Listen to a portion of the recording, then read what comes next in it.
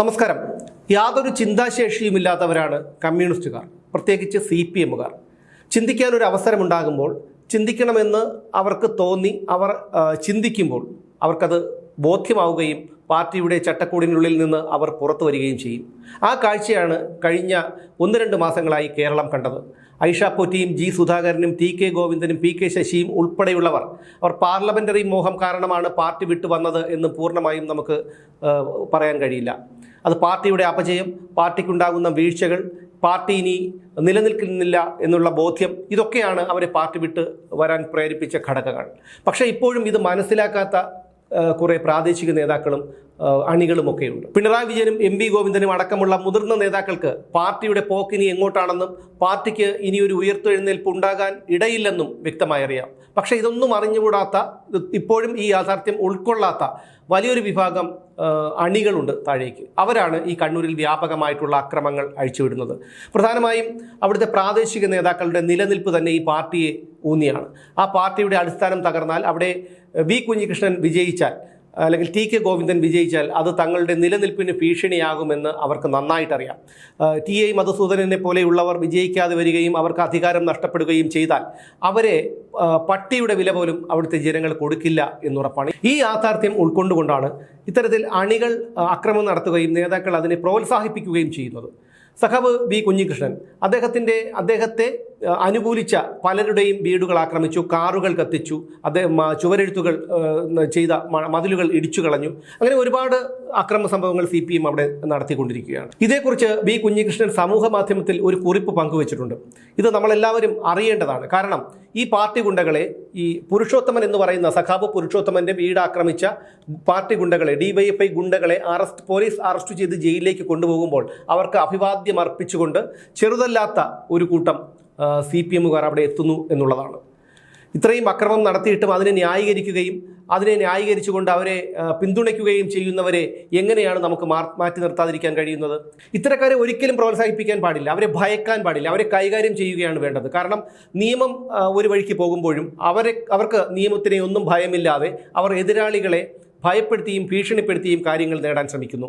അതൊരിക്കലും അനുവദിച്ചു കൊടുക്കാൻ കഴിയുന്നൊരു കാര്യമല്ല, പ്രത്യേകിച്ചും കണ്ണൂർ പോലെയുള്ള പാർട്ടിയുടെ ഉറച്ച കോട്ടയായ ഒരു ഇടത്ത്. എന്തായാലും V കുഞ്ഞികൃഷ്ണൻ പറഞ്ഞിരിക്കുന്നത് ഇങ്ങനെയാണ്: അപരന്റെ സ്വരം സംഗീതം പോലെ ആസ്വദിക്കുന്ന ഒരു തലമുറയെ സ്വപ്നം കാണുന്നവരാണ് കമ്മ്യൂണിസ്റ്റുകാർ. അപരവിദ്വേഷത്തിൻ്റെ കോട്ടക്കൊത്തളങ്ങൾ സംരക്ഷിക്കുന്നവർ ഫാസിസ്റ്റുകളാണ്. ഫാസിസ്റ്റുകൾ സാധാരണ അനുയായികളിൽ വെറുപ്പിൻ്റെ വിഷം കുത്തിവെക്കുന്നു. അങ്ങനെ അവരുടെ അധികാരത്തെ സംരക്ഷിക്കുന്നു. ഭയത്തിൽ ജീവിക്കേണ്ടി വരുന്ന സാധാരണ മനുഷ്യൻ ചിതറിയോടുന്നു. മാറി നിൽക്കുക വഴി അവർക്ക് സുരക്ഷയുണ്ടെന്ന് തെറ്റിദ്ധരിക്കുന്നു. എന്നാൽ എല്ലാ കാലത്തും ഫാസിസം ഒറ്റ തിരിഞ്ഞു മാറി നിൽക്കുന്നവരെ ഒന്നിനു പിറകെ ഒന്നായി വേട്ടയാടുന്നു.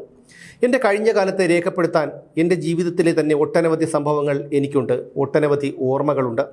ഏറ്റവും ഒടുവിൽ സാമൂഹിക മാധ്യമങ്ങളിലൂടെയും തെരുവുകളിൽ പോസ്റ്ററുകളിലൂടെയും നേരിട്ടും അല്ലാതെയും എനിക്കു നേരെ വന്ന അസഭ്യ വർഷങ്ങളുടെ ഓർമ്മകൾ വരെ അത് നീളുന്നു. എന്നെ അപഹസിച്ചവരോട് എനിക്ക് ഒട്ടുമേ വൈര്യം തോന്നിയിട്ടില്ല. കാരണം V കുഞ്ഞികൃഷ്ണൻ എന്ന വ്യക്തിയെ അവർക്ക് നേരിട്ടറിയുകയോ അവരാരെങ്കിലും എന്നോട് സംസാരിക്കുകയോ ചെയ്തവരായിരുന്നില്ല.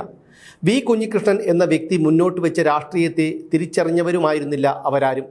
ഏതോ ഇരുണ്ട ബോധത്തിൽ തളച്ചിടപ്പെട്ട് സത്യത്തിൻ്റെ വെളിച്ചം എത്തിച്ചേരാത്ത ചിലരുടെയൊക്കെ പ്രീതിക്ക് പാത്രമാകാൻ വേണ്ടി കൂറിൻ്റെ പ്രകടനം നടത്തുന്ന ഒരു കൂട്ടമായി മാത്രമേ ഞാൻ അവരെ കാണുന്നുള്ളൂ. വിദ്യാർത്ഥി യുവജന രാഷ്ട്രീയത്തിൻ്റെ ഭാഗമായി നിൽക്കുകയും അരാഷ്ട്രീയവൽക്കരിക്കപ്പെട്ട ആൾക്കൂട്ടമായി അവരെ കാണാനും ആ ബോധ്യത്തിൽ നിന്നുണ്ടാകുന്ന പരിഗണനയുമാണ് എനിക്ക് അന്നും ഇന്നും അവരോടുള്ളത്. ഒരു മുത്തച്ഛൻ്റെയോ പിതാവിൻ്റെയോ മാനസികാവസ്ഥയിൽ നിന്നുകൊണ്ട് എന്നും അവരോട് ക്ഷമിക്കാൻ ഞാൻ തയ്യാറാണ്. തെരഞ്ഞെടുപ്പിന് ശേഷം T പുരുഷോത്തമൻ്റെ വീടിനു നേരെ ആക്രമണമുണ്ടായി. സുഭാഷിനെതിരെ കൊലവിളി നടത്തി. ശരണ്യയെ സാമൂഹ്യ മാധ്യമങ്ങൾ വഴി അപമാനിക്കാനുള്ള ശ്രമം നടന്നുകൊണ്ടിരിക്കുന്നു. ഞാൻ പ്രചാരണം നടത്തിയ മതിൽ ചിലർ ഇരുട്ടിൻ്റെ മറവിൽ തകർത്തു. എൻ്റെ പറമ്പിൻ്റെ മതിലും കൃഷിസ്ഥലവും തകർത്തു. ചുമരുണ്ടെങ്കിലല്ലേ ചിത്രം വരയ്ക്കൂ, അതുകൊണ്ട് ചുമരെഴുത്തില്ലാതാക്കാൻ ചുമര് തന്നെ ഇല്ലാതാക്കുക. അതുപോലെ വ്യത്യസ്ത അഭിപ്രായങ്ങളെ ഇല്ലാതാക്കാൻ അവരുടെ വായടപ്പിക്കാൻ കഴിയാത്തത് കൊണ്ട് തന്നെ ആളെ ഇല്ലാതാക്കുന്നതാണ് ഫാസിസം.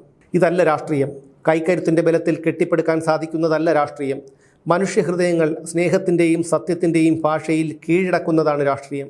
അക്രമങ്ങൾ ആഹ്വാനം ചെയ്യുന്നതിനുള്ള ആജ്ഞാശക്തിയിലല്ല രാഷ്ട്രീയം നിലകൊള്ളുന്നത്. അക്രമങ്ങൾ നടത്തുമ്പോൾ കേവലം ഒരു തുണ്ട് കടലാസിൽ പ്രസ്താവന ഇറക്കി കൈകഴുകുന്നതുമല്ല രാഷ്ട്രീയം. മറിച്ച് അക്രമങ്ങൾ ചെയ്യാൻ ആരെങ്കിലും തയ്യാറാകുമ്പോൾ അത് പാടില്ല എന്ന് പറയാനുള്ള ആജ്ഞാശക്തിയിലേക്കാണ് നേതൃത്വം ഭാവിയിലെങ്കിലും നീങ്ങേണ്ടത്.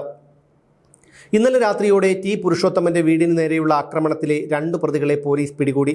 ശാസ്ത്രീയ തെളിവുകളുടെ അടിസ്ഥാനത്തിൽ ഇന്ന് രാവിലെയോടെ ബാക്കി 3 പേരെ കൂടി പിടികൂടി അറസ്റ്റ് രേഖപ്പെടുത്തി.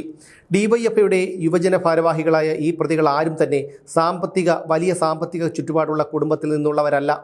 നീചവും ഹീനവുമായ ഈ പ്രവൃത്തി ചെയ്യാൻ മാത്രം എന്ത് വിദ്വേഷമാണ് ടി പുരുഷോത്തമനോട് അവർക്കുള്ളത്? ഈ സാമൂഹ്യ വിരുദ്ധ പ്രവർത്തനത്തിന് കുട്ടികളെ പ്രേരിപ്പിച്ച മാന്യന്മാർ ഇപ്പോഴും അവരവരുടെ വീടുകളിൽ സ്വതന്ത്ര വിഹാരം നടത്തി സന്തോഷത്തിലും സമൃദ്ധിയിലും അഭിരമിച്ചു ജീവിക്കുകയാണ്. എപ്പോഴാണോ നമ്മുടെ പൊതുസമൂഹം ഈ അരാഷ്ട്രീയവൽക്കരണത്തിൻ്റെ ഉപയോഗപ്പെടുത്തലുകളെ തിരിച്ചറിയുന്നത്, അന്നു മാത്രമേ നമ്മുടെ യുവസമൂഹം രക്ഷപ്പെടൂ. കാര്യങ്ങൾ മനസ്സിലാക്കാതെ കൊല്ലാനും മരിക്കാനും തയ്യാറാകുന്നവരുടെ നിര എപ്പോഴാണോ ഇല്ലാതാകുന്നത്, അന്നു മാത്രമേ അവരുടെ കുടുംബത്തിൽ സന്തോഷവും സമാധാനവും ഉണ്ടാകൂ. അവർ ചെയ്ത പ്രവൃത്തിക്ക് നിയമപരമായ ശിക്ഷയ്ക്ക് അവർ അർഹരാകുമ്പോൾ തന്നെ അവരെ അക്രമം നടത്താൻ എരികേറ്റി വിട്ടവർ ഇന്നും സ്വസ്ഥരായി വിഹരിക്കുകയാണ്. നേതൃത്വത്തിലെ ചില വ്യക്തികളോടുള്ള വൈര്യ നിര്യാതന ബുദ്ധി നിവർത്തിക്കാൻ കാലാകാലങ്ങളിൽ അതാത് സമയത്തെ കുട്ടികളെ കരുവാക്കുന്ന ഈ പ്രവണതയെ ഞാൻ പാർട്ടിക്കുള്ളിൽ തന്നെ ശക്തമായി എതിർത്തിട്ടുണ്ട്.